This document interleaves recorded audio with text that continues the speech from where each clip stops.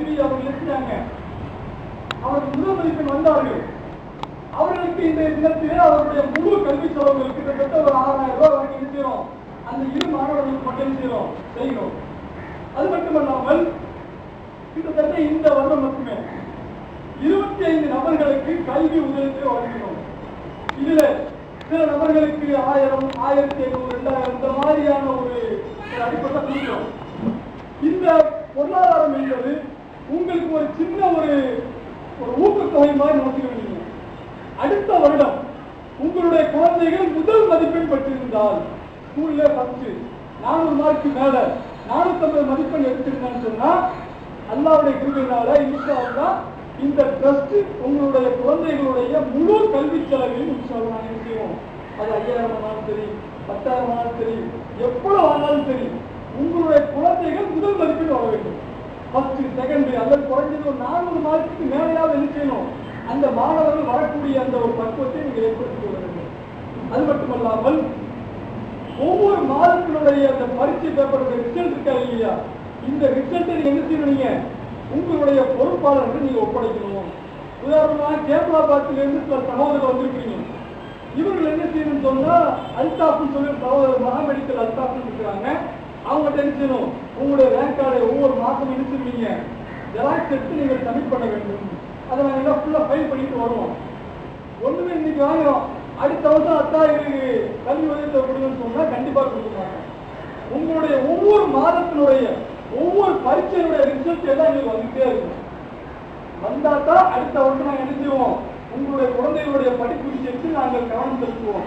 இன்னைக்கு காசை வாங்கிட்டோம், இனிமேல் இன்ஷால்லா நம்ம என்ன செய்வோம், அடுத்த வருஷம் 2011 வந்து வாங்கிக்கலாம்னு நினைச்சீங்கன்னு சொன்னா கண்டிப்பாக நாங்கள் கொடுக்க மாட்டோம். நாங்கள் நிறைய விஷயங்கள் நாங்கள் ஏமாற்றப்பட்டிருக்கிறோம். நிறைய பேர் என்ன செய்வாங்க, பொருளாதாரத்தை வாங்குவாங்க, வேலைக்கு அதை முறையான முறையில் செலவழிக்க மாட்டாங்க. நிறைய மிஸ்யூஸ் பண்ணக்கூடிய அந்த சூழ்நிலை இருக்கிறதுனால நாங்கள் என்ன செய்வோம், முறையாக ஒவ்வொரு மாதமும்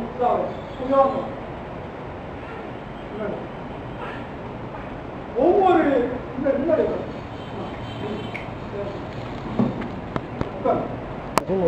நீங்க ஒப்படைங்க. பாளையங்கோட்டை சேர்ந்த சகோதரர்கள் அபூபக்கர் பிரிதி அல்லது பக்ருதி நீங்க ஒப்படைங்க. இப்படி ஒப்படைக்க அதை முறையாக நாங்கள் பயிர் பண்ணிட்டு வருவோம். சில சகோதரர்கள் எங்கிட்ட வாக்குறுதி கொடுத்துருக்காங்க. என்ன வாக்குறுதினா, நல்லா படிக்கக்கூடிய பசங்களை நீங்க தாங்க, அந்த பையன் என்ன வேண்டுமானாலும் படிப்பதற்கு நாங்கள் உதவி செய்கிறோம் அப்படின்னு சொல்லி சில சகோதரர்கள் கேட்கிறாங்க. அந்த சகோதரர்களுக்கு நாங்கள் ஒரு பையனை ஒப்படைக்கணும்னு சொன்னா தவறான பயத்தை அனுப்பிச்சுனாங்க, நாங்கள் ஒப்படைப்போம். நல்ல 480, 490, 425 இந்த மாதிரி மதிப்பெண்ணை எடுத்துக்கொண்டு கொண்டாதான் எங்களுக்கு கொஞ்சம் பேர் இருக்கும், அந்த பையனுடைய எதிர்காலம் நல்லா இருக்கும். 225, 250, 300, 350 இந்த மாதிரியான மதிப்பெண்ணை பெற்ற மாணவர்களுடைய நிலையை நிற்க முடியாது. உயர்த்துவதற்காக நாங்கள் இல்லை, இந்த ஒரு ட்ரஸ்டை நாங்கள் ஏற்படுத்தவில்லை. அது மட்டுமல்லாமல் நீங்கள் உதவி பெறுகிறீர்கள். இப்படி பெறக்கூடிய நீங்கள் வேறு எந்த அமைப்பையும் என்ன செய்யக்கூடாது, நீங்க வாங்கக்கூடாது.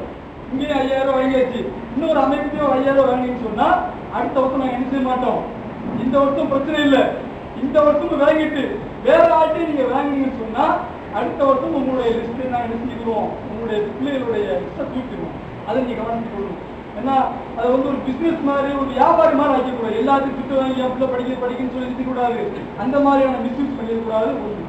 ரெண்டாவது வந்து உங்களுடைய குழந்தைகள் நல்லா படிக்கிறாங்க, ஆனா டியூஷன் படிக்க வைக்கிறது இந்த மாதிரியான சின்ன சின்ன செலவுகள் இருக்கிறது உங்களால் பண்ண முடியல. உதாரணத்துக்கு ஒரு மாசத்துக்கு வந்து டியூஷன் ஃபீஸ் 100 ரூபா 150 ரூபா கட்டி தான் என்ன செய்ய வேண்டியது, படிக்க வேண்டியிருக்கு. இந்த மாதிரியான நேரத்துல நீங்கள் உங்களுடைய நிர்வாகிகள் என்ன செய்யுங்க, தொடர்பு கொள்ளுங்க. ஒரு எழுத்துப்பூர்வமான லெட்டர் கொடுங்க. உங்களுடைய பையனோட அட்ரஸ் அரணக்குமார் அறக்கட்டளை போட்டு என்ன செய்கிறீங்க, என்னுடைய பையன் இந்த மாதிரி கல்வி உதவியை பெற்றுக் கொண்டிருக்கிறார், இவனுக்கு வந்து என்ன செய்யுங்க, பொருளாதாரத்துல வந்து டியூஷன் படிக்க வைக்க ரொம்ப கஷ்டமா இருக்குது, நீங்க உதவி செய்யுங்க அப்படின்னு சொல்லி ஒரு லெட்டர் கொடுங்க. நாங்கள் பரிசீலனை செஞ்சு செய்வோம்.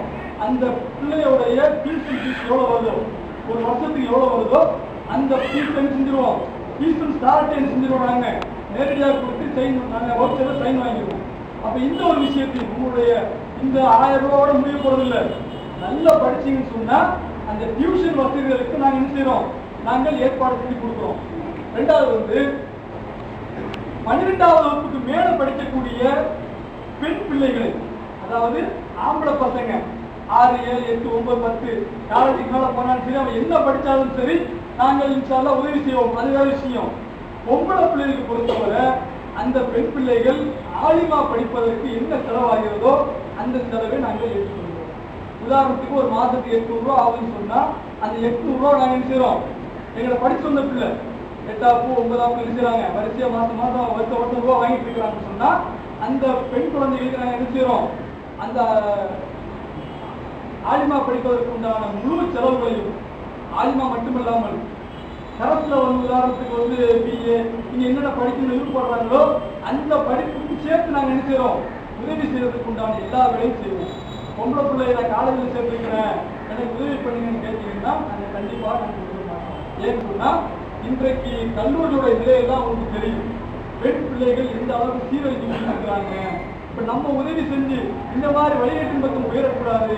பெண் குழந்தைய மார்க்கப்பட்டோட மார்க்க கல்வி படிச்சு அது ஒரு 4 பேருக்கு கற்றுக் கொடுக்க வேண்டும் என்ற ஒரு நோக்கத்துக்காக நாங்கள் செஞ்சுருக்கோம். இது மாதிரியான காரியங்கள் செஞ்சுருக்கோம். இந்த நேரத்தில் நீங்க ஒரு முறையான முறையில் நீங்க பயன்படுத்திக் கொள்ளுங்க. கிட்டத்தட்ட எங்களை போன்ற ஆட்களுக்கெல்லாம் நான் 426 மார்க் எடுத்தும் என்னால் படிக்க முடியும். என்ன கை தூக்கி விடுறதுக்கு அந்த நேரத்தில் யாருமே கிடையாது. என்ன படிக்கிற, என்ன மார்க் எடுத்திருக்கிற, நீ அடுத்து என்ன பண்ண போற, இப்படி கேள்வி கேட்பதற்கு கிட்டத்தட்ட 10 வருடங்களுக்கு முன்னால் ஒரு ஆள் கிடையாது. அப்படிப்பட்ட நேரத்தில் 10 வருடம் முடிச்சு செஞ்சோம். மெட்ராஸ்ல ஹோட்டல்லையும் பல விதமான வேலைகளை செஞ்சு கஷ்டப்பட்டு இன்னைக்கு இருக்கிறோம். இது மாதிரி எதுக்கு நான் சொல்றேன்னு சொன்னா உங்களுக்கு அருமையான வாய்ப்புகள் இருக்கிறது. இன்னைக்கு நீங்க என்ன படிக்கலாம்னு சொல்லி உங்களுக்கு நாங்கள் பண்றோம். அன்னைக்கு எங்களுக்கு இந்த மாதிரி யாராவது கை தூக்கி விட்டுருந்தான்னு சொன்னா நான் எங்கேயோ போயிருக்கோம். இப்போ உங்களுக்கு அற்புதமான ஒரு வாய்ப்பு இருக்கிறது. இந்த வாய்ப்பை நீங்கள் முறையான முறையில் பயன்படுத்திக் கொள்ளுங்கள். அது மட்டுமல்லாமல் நாங்கள் இந்த மாதிரி காரியங்கள் செய்யறோம்னு சொன்னா எங்களுக்கு சில அடிப்படையான சில காரியங்கள், எங்களுடைய உள்ளத்தை பாதிக்கக்கூடிய சில காரியங்கள் நிகழ்ந்திருக்கு. அதன் விளைவாகத்தான் நாங்கள் இந்த ட்ரஸ்ட்டை துவக்கணும்.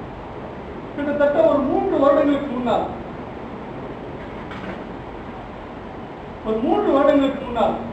ஒரு சகோதரத்தை ஒரு பிள்ளையுடைய படிப்பு சம்பந்தமாக உதவி கேட்டு போறோம். அந்த சகோதரர் என்ன செய்யறாங்கன்னா, நான் ஒரு உதவி செய்யறேன் அப்படின்னு சொல்லி வாக்குறுதி கொடுக்குறாரு. அவர் வெளிநாட்டுல மாசம் 2 லட்ச ரூபாய் சம்பளத்துல ஒரு பெரிய லெவல்ல இருக்கிறார். அப்ப நம்ம அந்த வாக்குறுதியை நம்பி என்ன செய்யறோம்? இந்த குழந்தைக்கு நம்ம அவர் படிக்க வைப்பாரு அப்படின்னு நினைச்சு என்ன செய்யறோம்? அந்த படிப்புக்குள்ள நேரத்துல போய் கேட்கிறோம். அன்னைக்கு வாக்குறுதி கொடுத்தீங்க, ஒரு 3000 ரூபாய் வரைக்கும் செலவாகுது, அந்த படிப்புக்கு உதவி செய்யுங்க அப்படின்னு கேட்கிறோம். கேட்கும்போது அவர் சொன்ன வார்த்தை, இல்லை இப்போ வசதி இல்லை. அவர் சொன்ன வார்த்தை இப்ப எனக்கு வசதி இல்லை. இப்போ வசதி இல்லைன்னு நமக்கு ரொம்ப மனசுல ஒரு பாதிப்பு ஏற்பட்டது. என்னடா இது, மாசம் 2 லட்ச ரூபாய் சம்பளம் வாங்குறான், சொந்த வீடு இருக்குது, அது இருக்குது, கார் இருக்குது, எல்லா வசதியும் இருக்குது, முடியலங்கிறான். சரி நம்ம இன்ஷால்லா என்ன செய்வோம்? நல்லா அவனை படிக்க வச்சு காசையும் கொடுத்துக்கிறான். எந்த பிரயோஜனமும் கிடையாது. சமுதாயத்துக்கு பிரயோஜனம் கிடையாது, நாட்டுக்கு எந்த பிரயோஜனம் கிடையாது, எந்த விஷயத்திலும் மாணவர்களுக்கு உதவி கிடையாது.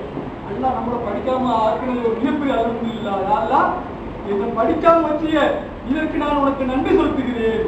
நான் அவ்வளவு படிச்சு இந்த மாதிரி சமுதாயத்தை கவனிக்காம நான் தாழ்ந்து வண்டித்தனமா தெரிஞ்சேன்னு சொன்னா யாருக்கும் எந்த பிரயோஜனம் கிடையாது. இன்னைக்கு அல்லாவுக்குனால கிட்டத்தட்ட 25-30 நபர்கள் வரைக்கும் இந்த ட்ரஸ்டின் மூலமா பயன்படுகிறார்கள் சொன்னா இது ஒரு சாதாரண விஷயம் இல்லை. இதுக்கு ஒரு பெரிய அளவுக்கு அல்லாவுடைய மாபெரும் கிருபையினால் தான் நினைச்சிடும் இந்த பணியை நாங்கள் செய்து கொண்டிருக்கிறோம்.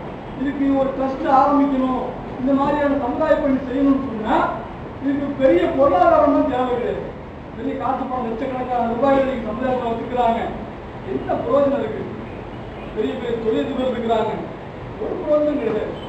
அப்ப நமக்கு இன்னைக்கு ஒண்ணுமே படிக்கல, மாதம் சொற்பமான வருமானம் வருது. அந்த வருமானத்தை வைத்துக்கொண்டு நமக்கு தெரிஞ்ச நண்பர்கள் என்ன செய்யறோம்? இந்த மாதிரி நிலையை எடுத்து சொல்லி என்ன செய்யறோம்? சில உதவிகளை பெற்று மக்களுக்கு உதவி செஞ்சுக்கிறோம். அப்ப இதுக்கு என்ன செய்யறீங்க? நீங்கள் துவா செய்வீர்கள். இந்த ட்ரஸ்ட் ட்ரஸ்டோடைய நிர்வாகிகளுக்காகவும் இந்த ட்ரஸ்டோடைய வளர்ச்சிக்காக என்ன செய்யறீங்க? ஒவ்வொரு நேரம் தொழுகையும் துவா செய்வீங்க. இந்த நிகழ்ச்சி நடக்குதுன்னு சொன்னா இதற்கு முன்னால் கிட்டத்தட்ட ஒரு 3 மாதங்கள் என்ன பாடுபட்டோம் என்பது அல்லாஹ் மட்டும்தான் அறிந்தார். ஒவ்வொரு வாரம் ஞாயிற்றுக்கிழமை நாங்கள் செஞ்ச தியாகங்கள், பைக்கில் போனது, பஸ், இதெல்லாம் நாங்கள் எந்த விதமான பிரதிபலையும் எதிர்பார்க்காமல் செஞ்சுருக்கிறோம். அல்லாஹ் தான் செஞ்சுருக்கிறோம். நல்ல ஒரு அற்புதமான வாய்ப்பு இருக்கிறது. அந்த வாய்ப்பை நீங்கள் தவறவிட்டார்கள். இப்போது இன்ஷா அல்லாஹ் கல்வி உதவி செய்வாங்க நிகழ்ச்சி நடைபெறுகிறது. நம்முடைய இன்ஷா அல்லாஹ் நாங்கள் சொல்லக்கூடிய நபர்களுக்கு உதவி வழங்குவார்.